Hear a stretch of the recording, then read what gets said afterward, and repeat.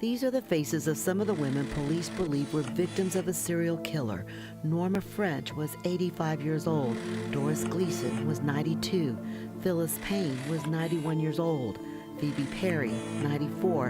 I mean, it's pretty horrific that a man would go and kill elderly women, vulnerable women that they just couldn't even defend themselves, and he suffocated them and he stole their jewelry. I mean, that to me is incredible. And so many of the families weren't sure because it looked like they had died of natural causes. So quick disclaimer, the crimes featured in today's video are not based in Africa, but I still felt like I should talk about it because the perpetrator was Kenyan, and also the scope of his crimes really shocked me.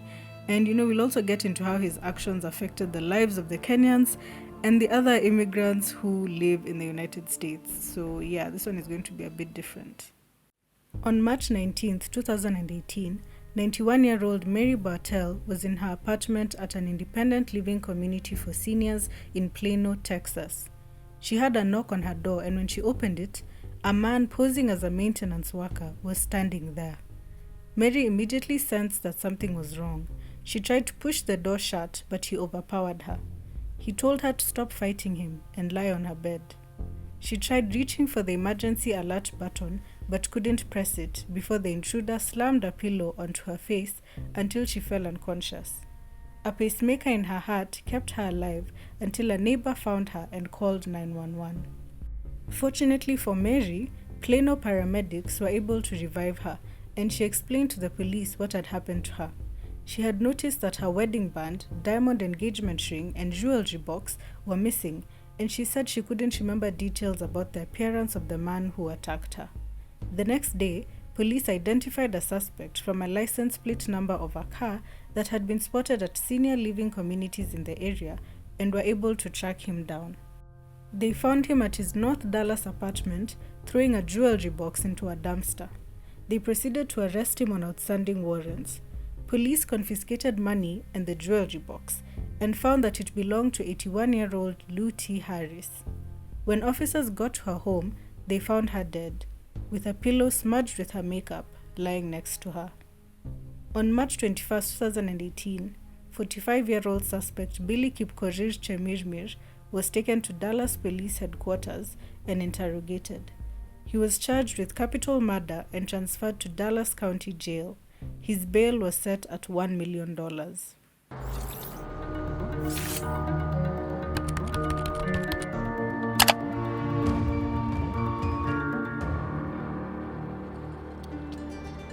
Hi, my name is Faith Njoroge. Welcome to True Crime Tuesday, a series where I talk about true crime cases in Africa. I upload new videos every other Tuesday, and if you like true crime like me, please subscribe to my channel and turn on the notifications. If you'd like to find out more about this case, I put links on all of my sources in the description box below. 47-year-old Billy Chemirmir was born in Eldamaravine, Baringo County, Kenya. Billy relocated to the United States in the 1990s after securing a visa. He went on to marry an American woman and became an American citizen through naturalization. Billy's life in the States was not smooth sailing as he started having run-ins with the law. Billy got convictions for driving under the influence in Addison and Dallas, Texas in 2010 and 2011. For this, he received fines and custodial sentences. In July of 2012, Billy was arrested for assaulting his then-girlfriend. He was arrested again in June 2016 for trespassing at the Edgemere Retirement Community. He pleaded no contest to both those charges later that year. After his arrest in 2018, things were not looking good for Billy. On the 23rd of March 2018, the Plano police called a press conference announcing the suspicions that Billy had committed other similar crimes and that there could be more victims. They shockingly stated that they would be looking into the deaths of at least 750 elderly women in northern Texas. Most of the victims were killed at independent living communities for the elderly. Investigators began combing through hundreds of death cases and reports of missing jewelry and matching them to records from Billy's phone. Medical examiners evaluated each case, changing death certificates from natural death to homicidal violence or undetermined. To get a clear picture of his crimes, we'll need to get into the timeline of events. March 19, 2018, firefighters and police are called to the scene after 91-year-old Mary Bartell is attacked. The day before her attack, her next-door neighbor, 81-year-old Anne Conklin, was found dead in her apartment. This got police curious and they started taking a closer look. They soon discovered that there had been 7 deaths in the past 6 months at the Preston Place retirement community.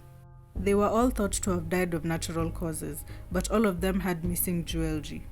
When the Plano police started the investigations, they were informed that a week before Mary Bartell's attack, neighbors reported that they had seen a silver Nissan Altima that seemed out of place in their neighborhood. Someone had written down the car's license plate and it was traced back to Billy Chemirmir. Police arrested him the next day and found him to be in possession of Lou Harris's jewelry box. In his car, they found her house keys. The police went to her house and found her deceased. When police started investigating Billy, they realized that his crimes began 2 years earlier in 2016, when he had been caught twice at the Edgemere Senior Living Facility in Dallas using a fake name and falsely claiming to be an employee. Police believed that by the time he had been caught for trespassing, he had already killed 3 women who lived there: Catherine Sinclair, 91-year-old Phyllis Payne, and 94-year-old Phoebe Perry. A month later, he committed 7 murders in 3 months at the Tradition Prestonwood Senior Living Complex.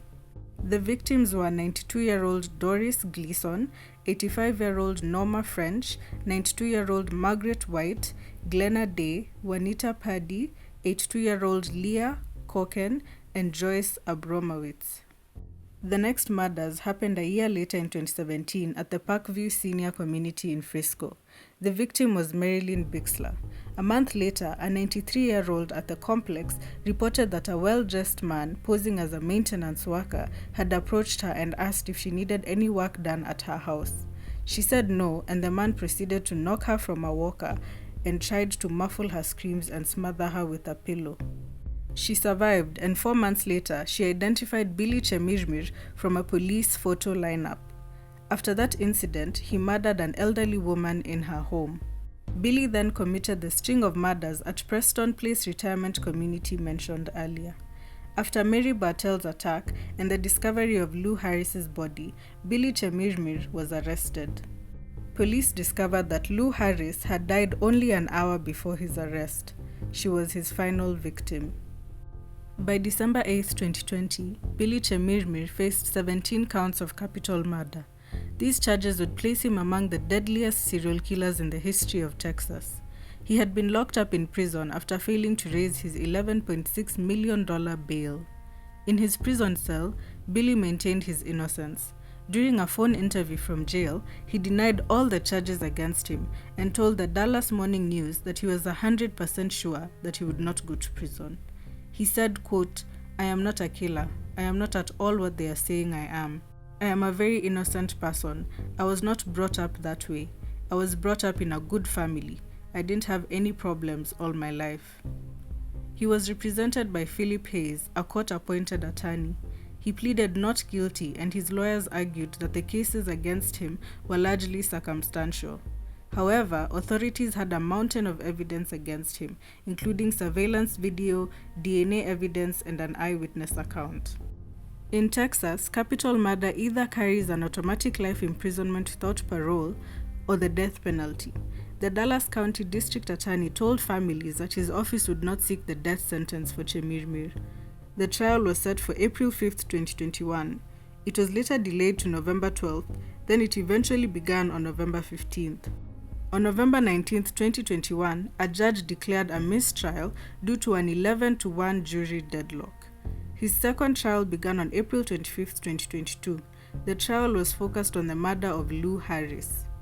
In opening statements, prosecutor Glenn Fitzmartin said that earlier that day, Harris and Chemirmir had been checking out at the same time at a Walmart store. He told the jury, quote, "This is a case about stalking, smothering, and stealing." Those present at the trial got to hear about Lou Harris's life.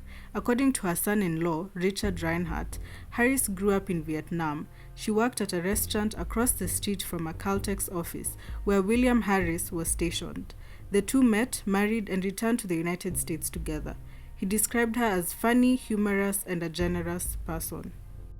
Reinhardt identified jewelry found on Chemirmir at the time of his arrest as belonging to Harris. Items included a necklace with her nickname on it and other pieces she can be seen wearing in pictures. He also testified that he recognized her handwriting on an envelope Chemirmir had.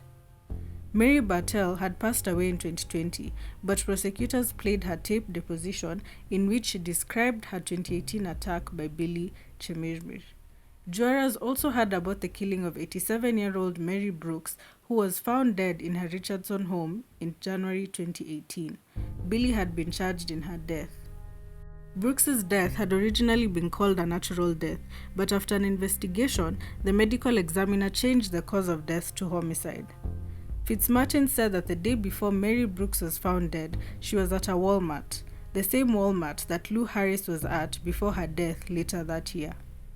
Fitzmartin said that a vehicle model known to be driven by Chemirmir was parked next to Brooks's vehicle.